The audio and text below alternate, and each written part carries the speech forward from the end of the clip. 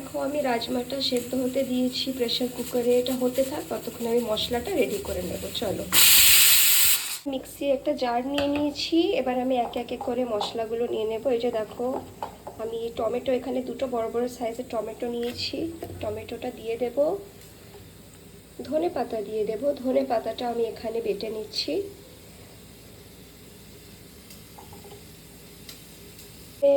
পেঁয়াজ, আদা, রসুন, কাঁচা লঙ্কা এগুলো সব আমি একসাথে পেস্ট করে নেব।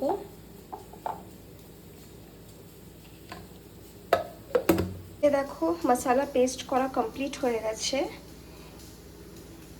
এখানে আমি সর্ষের তেল দিয়ে দিলাম। আপনারা চাইলে সাদা তেলও ইউজ করতে পারেন। তেলটা এবার এখানে একটু গরম হোক, তারপরে আমি এখানে যে মশলাটা পেস্ট করে রেখেছি সেটা দিয়ে দেব। তেলটা এখানে গরম হয়ে গেছে। এবার আমি এখানে কিছুটা গোটা জিরে দিয়ে দেব। হাফ টেবিল স্পুন মতো দিয়ে দিচ্ছি। এবারে আমি বাটা মশলাটাও দিয়ে দেব।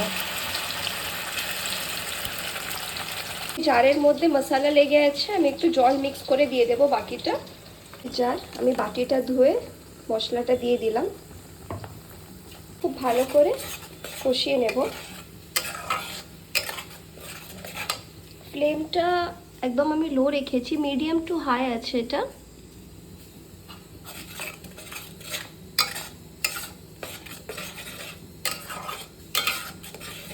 কিছু বেসিক মশলাগুলো অ্যাড করব। হলুদ গুঁড়ো দিয়ে দেব, অল্প সামান্য জিরে গুঁড়ো, আর এখানে ধনে গুঁড়োটাও দিয়ে দেব। নুনটা আপনারা টেস্ট বুঝে দেবেন। এই যে দেখো, আমি মশলাটা একটু ঢাকা দিয়ে আমি এটা কষিয়ে নিচ্ছিলাম। এবারে আমি এখানে 1 চামচ মতো রাজমা মশলা দিয়ে দেব। আপনারা চাইলে দিতে পারেন, নইলে স্কিপ করতে পারেন। ভালো করে মিক্স করে নেব। অনেকটা মশলা থেকে তেল ছেড়ে দিয়েছে। আমি আরও 5 মিনিট মতো আমি কষিয়ে নেব, একদম লো ফ্লেমে রেখে। আর এখানে রাজমাটা অলমোস্ট সেদ্ধ হয়ে গেছে, আমি একবার দেখে নেব। দেখো এখানে আমি রাজমাটা সেদ্ধ করতে দিয়েছিলাম, দেখে নেব এটা হয়েছে কি হয়নি।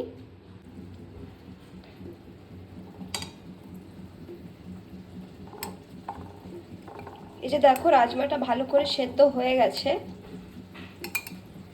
আমি যে এখানে মশলাটা কষিয়ে রেখেছিলাম, এবার এর মধ্যে আমি দিয়ে দেব। মশলাটাও সুন্দর করে কষানো হয়ে গেছে। দেখো অনেকটা তেলও ছেড়ে দিয়েছে। রাজমাগুলো দিয়ে দেব।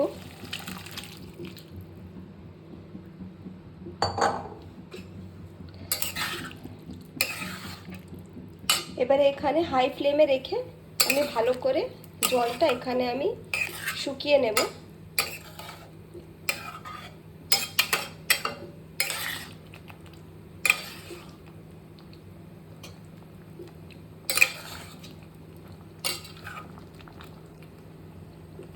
অলরেডি এখানে রাজমা চাওয়াল কী করে বানায় আমি রেসিপিটা ভিডিওতে দিয়ে দিয়েছি অনেক আগে। তো আপনারা যদি এটার ফুল রেসিপিটা দেখতে চান, তাহলে আপনারা আমার ইউটিউব চ্যানেলে গিয়ে ওইখান থেকে দেখতে পারেন। আমার রাজমা এখানে অলমোস্ট কমপ্লিট হয়ে গেছে। জলটা একটু শুকিয়ে গেলে আমি এটা নামিয়ে নেব। এই যে দেখো, রাজমাটা অনেকটা জলটা শুকিয়ে এসছে এখানে। তো আজকে রাত্রে এখানে ডিনারের জন্য আমি রাজমা চাওয়াল করছি। তো আপনাদের বাড়িতে আজকে কি কি রান্না হচ্ছে আমাকে আপনারা অবশ্যই জানাবেন কমেন্ট করে। দেখো রাজমা আমার কমপ্লিট হয়ে গেছে বানানো। এবারে আমি নামানোর আগে একটু কসুরি মেথি ছড়িয়ে দেব। রাজমাটাকে সাইডে রেখে দেব। এবারে আমি বানিয়ে নেব জিরা রাইস। তো চলুন সেটা আপনাদের সঙ্গে একবার শেয়ার করে দিই। তো আমি এখানে বাসমতি রাইসটা আমি এখানে ভিজিয়ে রেখেছিলাম, ধুয়ে ভালো জলে আমি এটা ভিজিয়ে রেখেছি প্রায় আধা ঘন্টা। বসিয়ে দিয়েছি। এখানে আমি সাদা তেল নিয়ে নেব কিছুটা। আপনারা ঘি দিয়েও করতে পারেন এটা, আমি কিন্তু সাদা তেল দিয়ে করছি।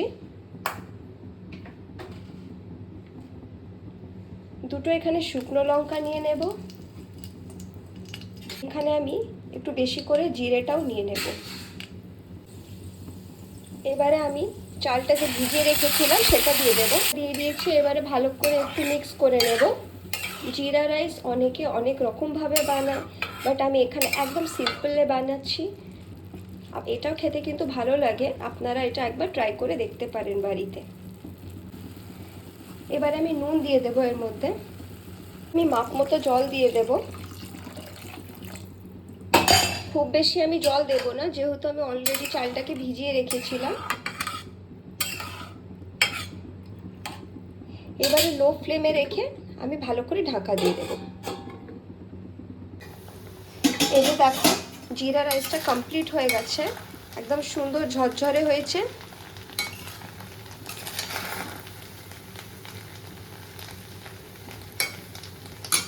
এবার আমি গ্যাসের ফ্লেমটাকে অফ করে দেব। যদি আজকের রেসিপিটা ভালো লেগে থাকে তাহলে like, share, comment and subscribe করবে। Thank you.